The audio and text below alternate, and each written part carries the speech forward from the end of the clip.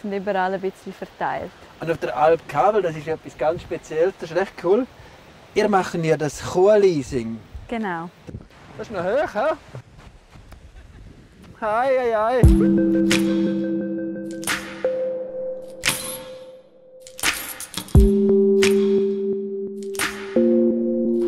Ja, cool. Und für einen Ort sind wir jetzt da?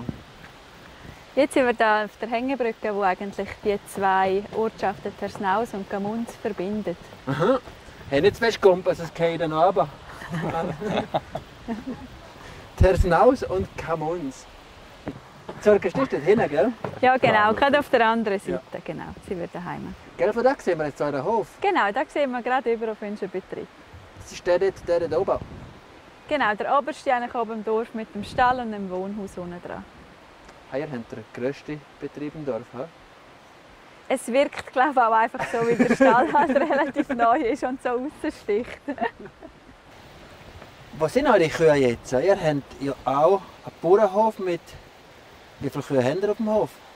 Also wir haben eigentlich zwei verschiedene Herden. Wir haben eine Herde mit Milchkühen. Das sind etwa 20 Kühe und die sind jetzt auf der Alp Gavel, ja. Oberhalb von Lumbrain. Und dann haben wir noch eine Herde Mutterkühe und ein Teil sind die auf der Alp Muteun. Das ist eine kleine Alp oberhalb von Surkasti. Man sieht so da über ein bisschen auf dem Spitz drüber. Und ein Teil ist noch oberhalb von Camunz auf einer kleinen Alp. Ah, schön. Genau, die sind überall ein bisschen verteilt. Und auf der Alp Kabel, das ist etwas ganz Spezielles, das ist recht cool.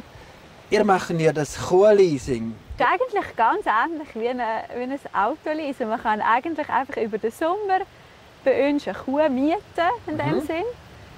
Dann zahlt man wie uns den Alpix-Beitrag zum Beispiel zahlen und dann die Milch, die die Kuh gibt. Und dafür kriegt man nachher eigentlich die Alpbutter und den Alpkäse dann zurück.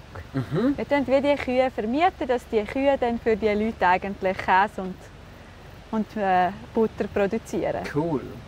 Genau. Und was habt ihr für Leute, die so eine Kuh leasen?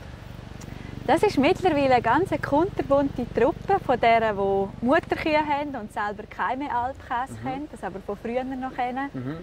Dann gibt es die vom Unterland, die noch einen guten Keller haben und das irgendwie lässig finden, um den eigenen Käse im Keller zu haben. Genau, und dann gibt es Familien, die wir sagen, wir finden das lässig, wenn wir jetzt quasi unsere Kuh besuchen auf die Alpen und dann von dieser Kuh das Produkt hat. So man so ein bisschen Beziehung auch wieder hat zum Produkt.